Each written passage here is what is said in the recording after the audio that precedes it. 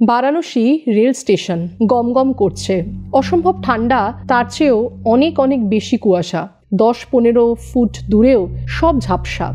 ধীরে ধীরে ওভারব্রিজে উঠে দেখলাম কোনো প্ল্যাটফর্মেই আর লোক ধরাবার জায়গা নেই।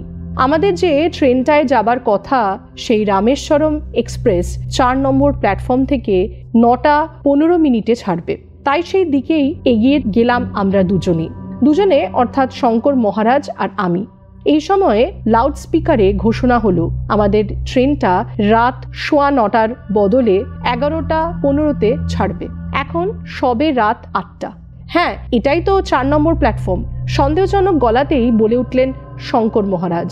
সন্দেহ অবশ্য আমারও ছিল, প্ল্যাটফর্মটা কই? এ তো শুধুই জনসমুদ্র, শুধুই লোকের মাথা, অবর্ণনীয় ভিড়। লাউড স্পিকারে অবিরাম ঘোষণা হচ্ছে বিশেষ বিশেষ ট্রেনের সংবাদ। ঘন কুয়াশার কারণে সব ট্রেনই লেট, কোনোটা 3 ঘন্টা, কোনোটা 5 ঘন্টা, কোনোটা বা 8 ঘন্টা। সেই সব ট্রেনের যাত্রীরাই অনির্দিষ্ট কাল ধরে অপেক্ষা করছে প্ল্যাটফর্মে। এই 4 নম্বরই আসবার কথা ছিল 3টে ট্রেনের, উপাসনা এক্সপ্রেস, দুন এক্সপ্রেস ও বিভূতি এক্সপ্রেস। 3টের একটাও এখনো আসেনি। তাই এই 3টে ট্রেনের সব প্যাসেঞ্জারই 4 নম্বর প্ল্যাটফর্মে অপেক্ষা করছে। সে এক বিভীষিকা। কচি কাঁচা ছেলে, বুড়ো, জোয়ান, আধজোয়ান, যুবতী, মহিলা, বৃদ্ধ, বৃদ্ধা, জৈন, পার্সি, হিন্দু, শিখ, মুসলমান, বঙ্গবিহার, উৎকল, মাদ্রাজ, মারাঠা, গুর্জর, পাঞ্জাব, রাজপুতানার এক অভূতপূর্ব সমন্বয় এই 4 নম্বর প্ল্যাটফর্মে। সকলেই একসঙ্গে কথা বলছে বিভিন্ন ভাষায়, বিভিন্ন স্বরগ্রামে। বসা তো দূরের কথা, দাঁড়াবারও জায়গা নেই কোথাও। জিনিসপত্র রাখার মতো জায়গাটুকুও নেই। দেখলাম হন্তদন্ত হয়ে জনা 50 একসঙ্গে রিজার্ভেশনের চার্ট দেখতে দৌড়লো। ওদিকে চা কফি পানীয়র আগ্রহ সকলেরই। চা কফির যে কয়েকটা দোকান রয়েছে, সেই দোকানের দিকে দৌড়চ্ছে আর এক জনস্রোত। পুরি সবজি দোকানের সামনে জনসমুদ্র, প্যাকেট শেষ হয়ে গেছে, দারুণ হইচই। এর ওপরে রয়েছে ঠেলাওয়ালারা। চলমান দোকান নিয়ে তারা ওই ভিড় ফুটো করে এগিয়ে চলেছে। মানুষের ধাক্কায় জিনিস পড়ে যাচ্ছে, জিনিসপত্রে হোঁচট খেয়ে মানুষ পড়ে যাচ্ছে। সে এক ধুমধুমার কাণ্ড। এই সময়, হ্যাঁ ঠিক এই সময়ই মাইকে নারী কণ্ঠে ঘোষিত হলো গুয়াহাটি থেকে ওখাগামী এক্সপ্রেস 11 ঘন্টা লেটে 6 নম্বর প্ল্যাটফর্মের পরিবর্তে 4 নম্বর প্ল্যাটফর্মে আসছে। 6 নম্বরে অপেক্ষমান যাত্রীদের অনুরোধ জানানো হচ্ছে তারা যেন 4 নম্বরে চলে আসেন। যেই না ঘোষণা শেষ হওয়া, 6 নম্বরে বেলা 10টা থেকে অপেক্ষারত যাত্রী জনসমুদ্র উত্তাল ঢেউয়ের মতন ধেয়ে আসতে লাগলো এই হতভাগ্য 4 নম্বরেই। ওই 6 নম্বরে যদি 400 যাত্রী থেকে থাকে, তবে তাদের সঙ্গে অন্তত 1200 মালপত্র। শুরু হয়ে গেল এক অমানবিক প্রতিযোগিতা, কে কত তাড়াতাড়ি মালপত্র নিয়ে 6 থেকে 4-এ আসতে পারে। এই অপ্রত্যাশিত 6 নম্বরের ধাক্কায় 4 নম্বরে যেন সব ছেত্রে গেল। এর ওপরেও তার উপরে সে সবার উপরে জনসমুদ্র। হাজার লোকে যত জোরে চেঁচাচ্ছে, গোটা 20 লাউডস্পিকার তার চেয়ে অনেক বেশি জোরে চেঁচাচ্ছে।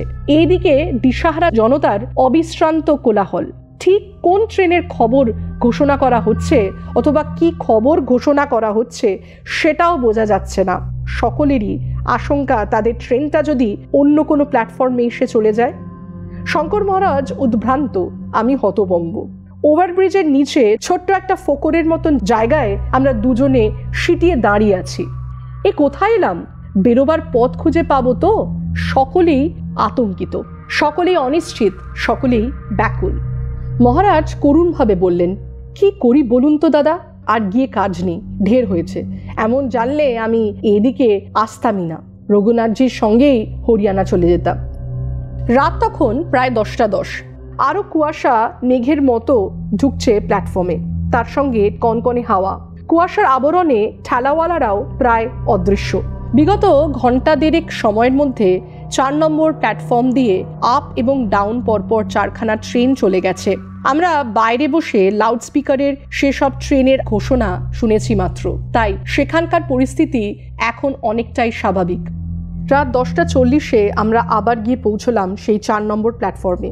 মহারাজ হেসে বললেন, জোর বেঁচে গিয়েছি দাদা, কিছু একটা অঘটন আজ কিন্তু ঘটতেই পারত। এই সময় আবার ধ্বনিত হলো বারাণসী রামেশ্বরম সাপ্তাহিক এক্সপ্রেস 4 নম্বর প্ল্যাটফর্মে আসছে, 11:15 ছাড়বে। প্রাণটা জুড়িয়ে গেল। ঢুকলো এসে রামেশ্বরম এক্সপ্রেস, এখান থেকেই গাড়িটা ছাড়বে, তাই এখন পুরোটাই খালি। একটু পরেই কামরার ভেতরে আলোগুলো জ্বলে উঠল। S4 খুঁজে নিতে দেরি হলো না। আমরা নিজেদের জায়গা নিলাম, মিডিল আর আপার বার্থ, 45 আর 46। 44 নম্বরটা লোয়ার বার্থ, তাই তার বসার জায়গাটাও জানলার ধারে। নিজের সিটে বসে কেবলই পাশের খালি থাকা 44 নম্বর সিটটার দিকে তাকাচ্ছিলাম। এখনও সেটা ফাঁকা। অবশেষে যখন তিনি এলেন তখন রাত 11:05। এক নজরে দেখলাম ধুতি পাঞ্জাবি পরা, গায়ে সাদা চাদর জড়ানো একজন বয়স্ক ভদ্রলোক। সোজা হয়ে বসলাম। তারপরই অনুভব করলাম শঙ্কর মহারাজের মৃদু ধাক্কা। ফিরে তাকাতেই মহারাজ চোখের ইশারায় ভদ্রলোককে দেখালেন। এইবার ভালো করে তাকিয়ে দেখলাম, পরনে সাদা ধুতি পাঞ্জাবি, গায়ে সাদা চাদর, লম্বা সাদা দাড়ি গোঁফ, পাট করে দুপাশ দিয়ে নামানো সাদা চুল, বাদিকে সিদ্ধি, লম্বা সুঠাম চেহারা, চোখ মুখ উজ্জ্বল এবং প্রশান্ত, ধীর স্থির ভাব, চেহারায় বেশ একটা সতেজতা ফুটে বেরোচ্ছে। জিনিসপত্র বলতে একটা ব্যাগ, বয়স মনে হলো 40 বা তার বেশি। ব্যাগটা সিটের তলায় রেখে নিজের জায়গাতেই বসেছেন তিনি। কোনো ব্যস্ততা নেই, নিরাসক্ত ভাব। শঙ্কর মহারাজ বিনম্রভাবে বললেন, যদি কিছু মনে না করেন, রাত তো অনেক হয়েছে, আপনি কি এখন শুয়ে পড়বেন? আমরা বসে আছি বলে আপনাকেও বসে থাকতে হচ্ছে, তাহলে মাঝের বারটা তুলে দিচ্ছি। ভদ্রলোক খুবই মৃদু হেসে বললেন, আমি তো রাতে ঘুমোই না, আপনারা আরাম করে বসুন, যখন আপনারা শোবেন তখন তুলে নেবেন। একটু ইতস্তত করলেন মহারাজ, তারপর বললেন, আপনি কত দূর যাবেন? আমি যাব 5 বাড়ি। তিনি বললেন, তবে আপাতত পিপ্রিয়া পর্যন্ত যাচ্ছি, সেখানে 2 দিন থাকবো, ছোটোখাটো কয়েকটা কাজ সেরে তারপর বাস ও হাঁটা পথে 5 বাড়ি।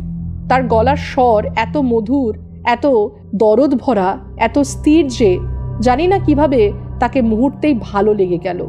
বললাম, যদি কিছু মনে না করেন, আপনাকে দেখে বড় ভালো লাগছে, মনে হচ্ছে যেন কত আপনজন। তিনি কোমলভাবে বললেন, শরীর শরীরকে চেনে না, কিন্তু আত্মা আত্মাকে চেনে। হয়তো কোনো যুগে কোনো সময়ে আমরা একাত্ম ছিলাম, কে বলতে পারে কার সাথে কার আত্মিক যোগাযোগ। এই কথা শুনে নড়ে চড়ে বসলেন শঙ্কর মহারাজ। আমার দিকে ফিরে একটু ঝুঁকে চাপা গলায় বললেন, দাদা, ইনি সাধারণ যাত্রী নন, অনেক গভীরতা আছে এনার মধ্যে, অতি অবশ্যই ইনি সাধক মানুষ। তারপরই ভদ্রলোককে জিজ্ঞেস করলেন, 5 বাড়িতে আপনি কি বিশেষ কোনো কাজে যাচ্ছেন নাকি এমনি ঘুরতে যাচ্ছেন? কাজেও বলা যায়, আবার ঘুরতেও বলা যায়। তিনি বললেন, তবে বেশিরভাগ সময়ে আমি সেখানেই থাকি, মাঝে মাঝে কলকাতায় অথবা বেনারসে আসি। এবার ভদ্রলোকই জানতে চাইলেন, আপনারা কতদূর? শঙ্কর মহারাজ বললেন, আমরা আপাতত জব্বলপুরে যাচ্ছি, সেখানে ইতিহাসের কয়েকটা তথ্য যাচাই করে নিতে যাচ্ছি। ঐতিহাসিক তত্ত্ব? সেটা কীরকম? একটু কৌতূহলের সঙ্গেই জানতে চাইলেন তিনি। শঙ্কর মহারাজ বললেন, গত বছর আগস্ট মাসে যখন বেনারস এসেছিলাম, তখন অপ্রত্যাশিত যোগসূত্রে সেখানে একজন উচ্চকোটির তিব্বতী লামার দর্শন লাভ হয়েছিল।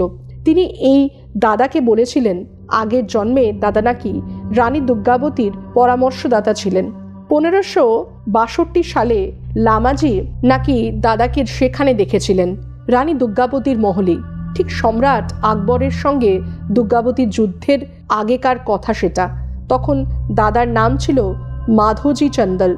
ঘটনাক্রমে সেই সময়ে কয়েকটা ঝলকও তিনি দাদাকে দেখিয়েছিলেন, আমিও সঙ্গেই ছিলাম। রানী দুর্গাবতীর পিতা কিরত সিংয়ের বিশ্বস্ত রাজ কর্মচারী ছিলেন এই মাধোজি চন্দলের বাবা। দলপতি শাহীর মৃত্যুর পর দুর্গাবতীর সহায়তার জন্য তিনি মাধোজিকে রাজকার্যে এনেছিলেন। আমরা জানতে যাচ্ছি সেই সব তথ্য সম্পর্কে ইতিহাস কি বলে, তাই ছুটে যাচ্ছি মধ্যপ্রদেশেই। ভদ্রলোক আবার মৃদুস্বরেই বললেন, সেই লামাজির পরিচয় কি? আপনারা তার নাম জানেন কি? শঙ্কর মহারাজই উত্তর দিলেন, সেই লামা যোগীর নাম ইয়ুৎসুং লামা। নামটা শুনে ভদ্রলোক প্রায় চমকে উঠলেন। খুব থেমে থেমে বললেন, লামা ইয়ুৎসুং? যদি কিছু বলে থাকেন তাহলে কখনোই তা অসত্য হতে পারে না। উনি যা যা বলেছেন ইতিহাসও ঠিক সেই কথাই বলবে, যদি না ইতিহাসকে কোনোভাবে বিকৃত বা অতিরঞ্জিত করা হয়ে থাকে। ইয়ুৎসুং লামা নিজেই তো জীবন্ত ইতিহাস। এবার বিস্মিত হবার পালা আমাদের। শঙ্কর মহারাজ বললেন, আপনি জানেন ইয়ুৎসুং লামাকে? ভদ্রলোক বললেন, খুব ঘনিষ্ঠভাবেই জানি। তার সঙ্গে আমার প্রথম পরিচয় 1949 সালে হেমিসে। তারপর 1956 সালে আমি তিব্বতে যাই। তিব্বতের সালু মঠে 2 বছর ছিলাম আমি। সেখানে আমি লুঙ্গম শিখতে গিয়েছিলাম।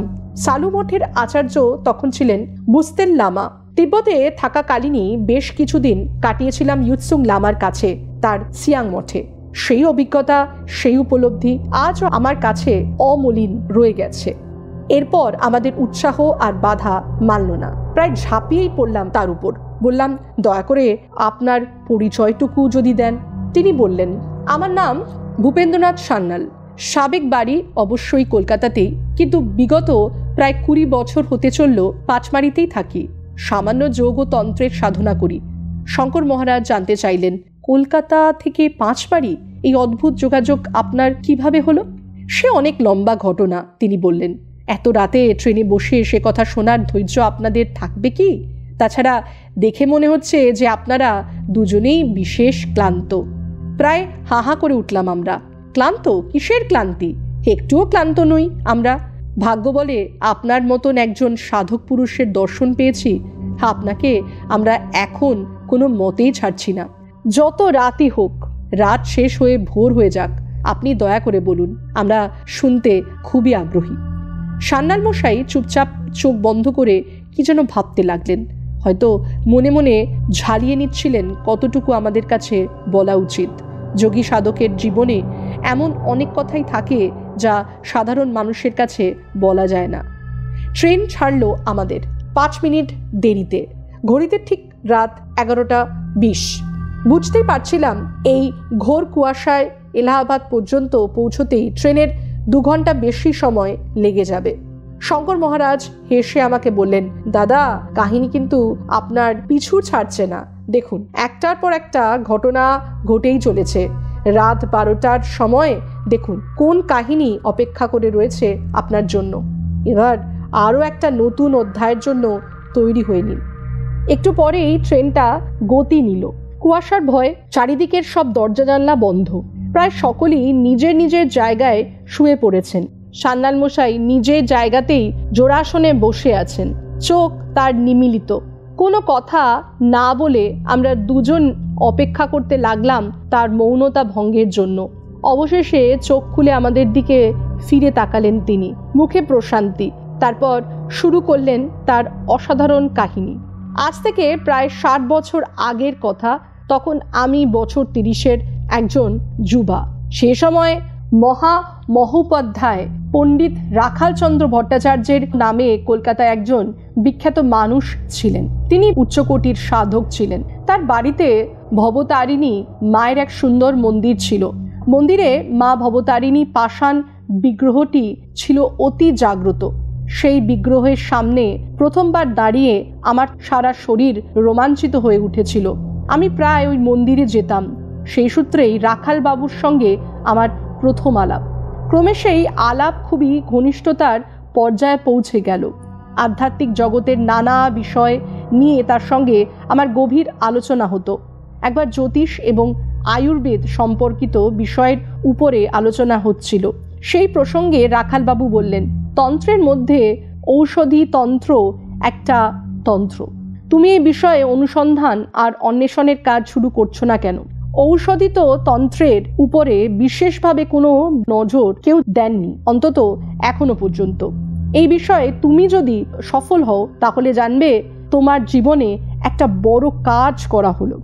যদি তুমি আগ্রহী হও, আমার নিজের লাইব্রেরিতে অনেক প্রাচীন বই ছাড়াও দুর্লভ পাণ্ডুলিপিও আছে।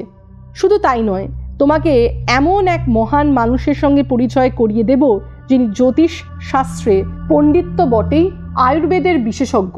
জ্যোতিষ আর আয়ুর্বেদ এই দুই শাস্ত্রকেই তিনি তান্ত্রিক দৃষ্টিতে গভীরভাবে অধ্যয়ন করেছেন। উচ্চ স্তরের একজন সাধক তো অবশ্যই।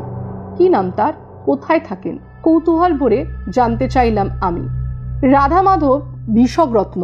রাখালবাবু বললেন, ভিষকরত্ন মহাশয় অবশ্যই তোমাকে তোমার অনুসন্ধানের পথ দেখিয়ে দেবেন। দুর্লভ দুর্লভ জড়িবুটির উপর তার অসাধারণ জ্ঞান, আর সেই জ্ঞানের কারণেই তিনি যথেষ্ট খ্যাতিও অর্জন করেছেন। যে আধ্যাত্মিক রহস্যের সন্ধানে তুমি ঘুরে বেড়াচ্ছ, তার দিশা তিনি তোমাকে অবশ্যই দেখাতে পারেন। পুরো পশ্চিম বাংলায় তার প্রতিষ্ঠা রয়েছে। আমার সাথে তার ঘনিষ্ঠ সম্পর্কও আছে। একসময় কলকাতাতেই থাকতেন, কিন্তু এখন বিগত 10-12 বছর ধরে তিনি সপত্নীক মধ্যপ্রদেশের পাঁচমারিতে থাকেন। বাংলা ছেড়ে এত দূরে মধ্যপ্রদেশে কিভাবে চলে গেলেন তিনি, আমি জানতে চাইলাম। উত্তরে রাখালবাবু আমাকে বললেন, দুর্লভ আর অজ্ঞাত জড়িবুটির সন্ধানে ভিষকরত্ন মহাশয় প্রায় শিলং, ত্রিপুরা ও আসামের ঘন জঙ্গল ভরা এলাকা আর দুর্গম পাহাড়ি ঘাটিতে ঘুরে বেড়াতেন। কখনো কখনো এই উদ্দেশ্যেই পাঁচমারি, বস্তার ও রেওড়া জেলায় জঙ্গলি এলাকা আর দুর্গম উপত্যকায় যেতেন। একবার পাঁচমারির প্রাকৃতিক শোভা উপভোগ করানোর জন্য নিজের পত্নীকে নিয়ে সেখানে গিয়েছিলেন। তারপর থেকে বরাবর সেখানেই রয়ে গেলেন। তিনি আসলে কোথাকার মানুষ জানতে চাইলাম। ঢাকার কাছে একটি গ্রামে জন্মেছিলেন ভিষকরত্ন মহাশয়। রাখালবাবু বলতে লাগলেন, গ্রামটা ছিল যথেষ্ট বড় আর সমৃদ্ধশালী। ভিষকরত্ন মহাশয় গ্রামের মানুষের কাছে ছিলেন অতি শ্রদ্ধেয় ও পরম আদরণীয়। কেননা একজন মানুষের মধ্যে একসঙ্গে এতগুলো গুণের সমাবেশ খুব কমই দেখা যায়। প্রতিদিন উষাকালে স্নান করে ফুল তোলা, তারপর পুজো দেওয়া ছিল তার নিত্যকর্ম। তিনি প্রত্যেকটি কাজ করতেন যেন ঘড়ি ধরে। মধ্যাহ্নে ভোজনের পর শুধু জ্যোতিষশাস্ত্রেই মগ্ন থাকতেন। জ্যোতিষ বিজ্ঞান আর আয়ুর্বেদের সংমিশ্রণে চিকিৎসা করতেন তিনি। ডাক্তাররা নিরাশা প্রকাশ করার পরেও দুরারোগ্য রোগে ভোগা রোগীকে তিনি নিরাময় করে তুলেছিলেন। একটা কৌতূহলের বিষয় হলো, তার কাছে থাকতো এক আজব পকেট ঘড়ি। কোনো রোগীর বাড়ি থেকে ডাক এলে তিনি ওই পকেট ঘড়ি দেখেই সিদ্ধান্ত নিতেন সেই রোগীকে তিনি দেখতে যাবেন কিনা। অনেকবারই এরকম হয়েছে যে তিনি তার সেই আজব ঘড়ি দেখে বলে দিয়েছেন রোগী দেখতে যাবেন না। রোগীর আত্মীয় স্বজন গভীর আগ্রহ প্রকাশ করায় এবং অনুরোধ করায় তিনি বলেছিলেন, গিয়ে কি হবে, আমি পৌঁছবার আগেই রোগীর দেহান্ত হয়ে যাবে। একবার এক রোগীর আত্মীয় স্বজন কিছুতেই বিশ্বাস করল না যে যাকে এই সদ্য তারা দেখে এসেছে এত তাড়াতাড়ি তার দেহান্ত হতে পারে। খুব অনুরোধ করতে লাগলো তারা। তখন ভিষকরত্ন মহাশয় যেতে রাজি হয়ে গেলেন। কিন্তু যখন তাদের গাড়ি বাড়ির গেট দিয়ে ভেতরে ঢুকছিল, তখনই ঘরের ভেতর থেকে কান্নার রোল শোনা গেল। পৃথিবীর দৈনিক গতির সঙ্গে প্রকৃতির গতির কি সম্বন্ধ, তার হদিশ তিনি বার করে নিতেন ওই পকেট ঘড়ি দেখে। তিনি এটাও বলতেন যে মানুষের দৃষ্টিশক্তি নিরবিচ্ছিন্ন নয়, তার মাঝে মাঝে ফাঁক থেকে যায়, আর সেটারই সহায়তা নিয়ে জাদুকররা ইন্দ্রজালের সৃষ্টি করে। এইসব মিলিয়ে নিজের ঘড়ি দেখে প্রকৃতির গতি ও নীতি তিনি কিভাবে বুঝতেন সেটা একমাত্র তিনিই জানতেন। তবে আমাদের বিশ্বাস ছিল একান্ত সাধনা ও গভীর গবেষণার ফলস্বরূপ বিশ্ব নীতির যে তথ্য তিনি আয়ত্তে এনেছিলেন তা সাধারণ মানুষের জ্ঞানের অনেক ঊর্ধ্বে। একমাত্র সন্তান পুত্র শশাঙ্ক শেখর বিলেত থেকে ডাক্তারির খুব বড় ডিগ্রি নিয়ে এসেছিল। জ্যোতিষ ও তন্ত্রের বিষয়ে তার কোনো আস্থা ছিল না, কিন্তু ভিষকরত্ন মহাশয় একদিন ছেলের জন্য একটি অষ্টধাতুর তাবিজ তৈরি করে সেই তাবিজ মন্ত্রপুত করে নিজেই ছেলের হাতে বেঁধে দিয়ে বললেন, একটা বিশেষ কারণে এই তাবিজ তোমাকে দিন রাত ধারণ করে থাকতে হবে, এটাকে কোনো কারণেই খুলবে না। কিন্তু শশাঙ্ক বেশি দিন সেই তাবিজ হাতে বেঁধে রাখতে পারল না। তার হাত খালি দেখে ভেষজরত্ন মহাশয় জানতে চাইলেন, কোথায় গেল তোমার তাবিজ? খুলে রেখেছি, শশাঙ্ক বলল। কেন? ভেষজরত্ন মহাশয়ের কণ্ঠস্বর কঠিন হলো। সবসময় পড়ে থাকলে অসুবিধে হয়, তাই। শশাঙ্কের নির্বিকার উত্তর। আমি তোমাকে তাবিজটা সবসময় পরে থাকবার জন্য দিয়েছি। মাথা নিচু করে দাঁড়িয়ে রইল শশাঙ্ক। কোনো উত্তর ছিল না তার। ভেষজরত্ন মহাশয় আর কোনো কথা না বলে অস্থির মনে স্ত্রীকে গিয়ে বললেন, শশাঙ্ককে আমি একটা তাবিজ দিয়েছিলাম দিনরাত পরে থাকবার জন্য, কিন্তু সেটা সে খুলে ফেলেছে। তুমি গিয়ে তাকে বুঝিয়ে বলো যেন ওই তাবিজ সময় মতন পরে ফেলে, না হলে তার ঘোর অমঙ্গলের আশঙ্কা রয়েছে। পত্নী অবাক হয়ে তার দিকে তাকিয়ে রইলেন। জীবনে এই প্রথমবার তিনি স্বামীকে এতটা বিচলিত দেখতে পেয়েছেন। তারপর তিনি গিয়ে যখন শশাঙ্ককে বোঝালেন এবং জোর করলেন, তখন সে তাবিজটা আবার ধারণ করল। কিন্তু 1 সপ্তাহ কাটতে না কাটতেই আবার তাবিজটা খুলে রেখে দিল শশাঙ্ক।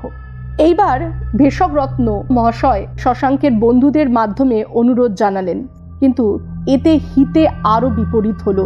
শশাঙ্কের আত্ম অভিমানে লাগলো, সে বিদ্রোহী হয়ে উঠল, তাবিজও পড়ল না। ভেষজরত্ন মহাশয় শেষ চেষ্টা করলেন, শশাঙ্ককে ডেকে গম্ভীর স্বরে প্রশ্ন করলেন, তাহলে এই তাবিজ তুমি পড়বে না, তোমার অসুবিধাটা কি? শশাঙ্ক বলল, কাপড় পরার সময় অসুবিধা হয়, তাছাড়া অনাবশ্যক ভারীও লাগে। ভেষজরত্ন মহাশয়ের মুখ কুঁচকে গেল, তার হাবভাবে কঠোরতা এসে গেল। একটু চুপ করে থেকে তিনি বললেন, এখন আমি বুঝতে পারছি কেন শাস্ত্রে লিখেছে নিয়তিকে কেউ খণ্ডাতে পারে না। ঠিক আছে, তুমিও তাহলে জেনে রেখো, আজ থেকে ঠিক 3 মাস পরে ভোর ঠিক 4টের সময় তুমি এই জগৎ সংসার ছেড়ে চলে যাবে। এই কথা বলে ভেষজরত্ন মহাশয় সেখান থেকে চলে গেলেন। কিন্তু এতে শশাঙ্কের কোনো হেলদোল হলো না, সে তার জেদই বজায় রাখল। এক এক করে 3টে মাস কেটে গেল। এবার সেই নিশ্চিত দিনটা এসে গেল। সেদিনও ভোরে অন্য দিনের মতোই ভেষজরত্ন মহাশয় স্নান করলেন। তার চেহারা সেদিন ছিল পাথরের মতো কঠোর। এই 3 মাস ধরে একটা ভয়ানক ধাক্কা সহ্য করার মতন মানসিক প্রস্তুতি তিনি নিয়েছিলেন, সেটা তার চেহারাতেই স্পষ্ট ছিল। সেদিন রাতের অন্তিম প্রহরে বেশ ঠান্ডা পড়েছিল, চারিদিকে গভীর নিস্তব্ধতা। হঠাৎই সেই নিস্তব্ধতাকে ছিঁড়ে শশাঙ্কের ঘর থেকে আত্মনাদ ভেসে এলো। শরীরে জড়ানো রামনামী মাটিতে লুটোতে লুটোতে ভেষজরত্ন মহাশয় ছুটে শশাঙ্কের ঘরে গিয়ে দেখলেন শশাঙ্কের সারা শরীর কালো হয়ে গেছে। সে অস্ফুট স্বরে কাতরাচ্ছে। কেউ জানে না কোন দিক থেকে এসে বিষধর সাপ তার পায়ের আঙুলে কামড়েছে। ঘড়িতে তখন ঠিক ভোর 4টে। যখন শশাঙ্কের দেহ শ্মশানে নিয়ে যাওয়া হলো, রাম মাধব ভেষজরত্ন মহাশয় নিজের ঘরের বাইরে আসেননি। যে অজ্ঞাত শক্তির অলঙ্ঘনীয় বিধান প্রাণপণ চেষ্টা করেও তিনি টলাতে পারেননি, সম্ভবত সেই দুর্ভেদ্য রহস্যকে আবিষ্কার করার চেষ্টাতেই তিনি ডুবে গেলেন। এরপর তিনি একদিন গ্রাম ছেড়ে পত্নীকে সঙ্গে নিয়ে কলকাতায় চলে এলেন। রাখালবাবুর বুক থেকে ভেষজরত্ন মহাশয়ের সম্বন্ধে জানার পর তার সম্বন্ধে আমি খুব আগ্রহী হয়ে উঠেছিলাম। তাই রাখাল বাবুর কাছ থেকে তার ঠিকানা নিয়ে পরের সপ্তাহেই আমি রওনা হয়ে গেলাম পাঁচমারির উদ্দেশ্যে। সান্যাল মশাই বলে চললেন,